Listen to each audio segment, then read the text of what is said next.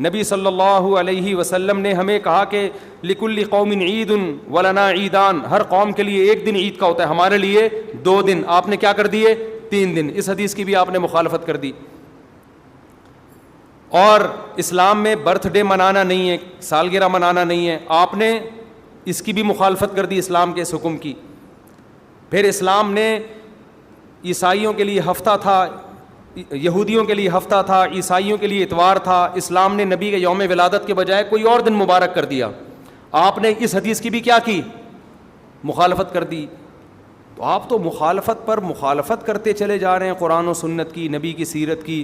پھر نبی کی زندگی میں درجنوں بار ربیع الاول آیا، صحابہ کی زندگی میں، ابو بکر کی زندگی میں، عمر، عثمان، علی رضی اللہ عنہم، اہل بیت کی زندگی میں، تابعین کی زندگی میں کوئی ایک ضعیف روایت بھی نہیں ہے کہ کسی صحابی نے ربیع الاول کی مبارکباد دی ہو یا